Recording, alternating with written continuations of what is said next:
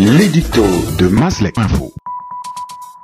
Parlement de transition au Gabon, et si le CTRI, les militaires au pouvoir, se tiraient une balle dans le pied? De 1, de 2 et de 3 pour conforter la remise des leviers du pouvoir aux mains des militants du Parti démocratique gabonais, le PDG, du nom du parti au pouvoir déchu.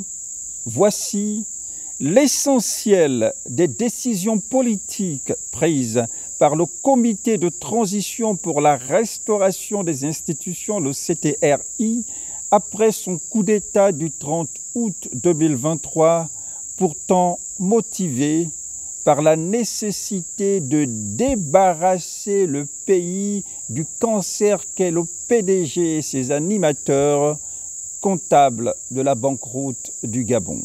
De 1, après la composition d'un gouvernement majoritairement peuplé de ces PDGistes, de 2, du renouvellement de l'élite de l'administration centrale, également truffée de ces anciens PDGistes, doublé du statut de criminel économique pour de nombreux d'entre eux, voici que de 3, un nouveau coup de massue vient davantage ébranler les espoirs de notre essor vers la félicité, avec un Parlement empreint de pluralisme politique en trompe-l'œil, mais dans les faits, idéologiquement monocolore.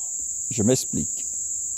Parlement dans lequel le PDG se taille la part du lion en termes de représentants politiques en s'adjugeant au passage une majorité absolue au sein de ce Parlement de transition avec le soutien du groupe hétéroclite de l'ancienne majorité au pouvoir en plus de ses nouveaux alliés qui reprennent du coup du poil de la bête.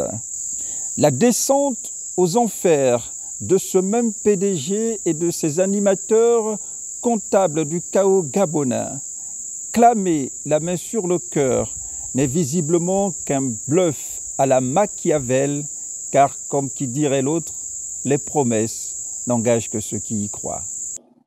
Que le Comité pour la transition et la restauration des institutions, en abrégé CTRI, a changé le régime en place.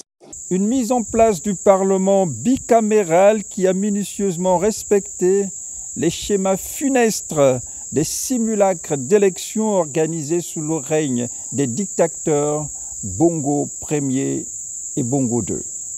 C'est dire que le masque est plus que jamais tombé sur les réels projets politiques du CTRI, dont la reconstitution de l'ADN PDG semble au cœur de ses priorités.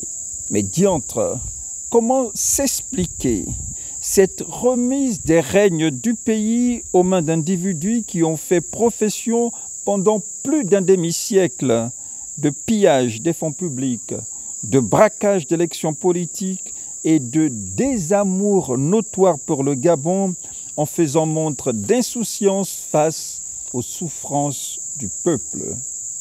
À l'aune de ces agissements, le CTRI semble se construire un destin en pente dévorée si rien ne venait à rectifier le tir. Dans tous les cas, CTRI ou pas, l'OTAN a cargué ses voiles, c'est-à-dire l'histoire de la vraie libération du Gabon est à nos portes et nul ne pourra la stopper, même pas les sous-fifres à la solde des bongos.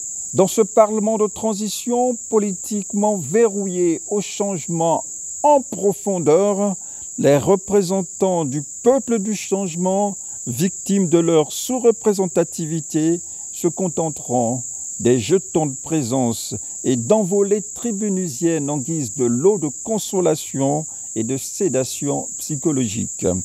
Car le dictat numérique des délinquants en col blanc triomphera toujours dans le vote des lois parfois iniques qui seront soumises à notre Parlement de transition. À qui profite le crime? Flairant la mise à mal du Gabon avec un Parlement infesté de cette horde de voyoucrates, le secrétaire exécutif du parti d'opposition Réagir, Jean-Valentin Leyama, crie au loup. Eh bien, restauration des institutions du pays ou restauration du système Bongo-PDG. Fin de citation. Un parlement de transition dans lequel la diaspora, fer de lance de la résistance post-coup d'État électoral de 2016 à l'actif d'Ali Bongo, est représentée très à la marge.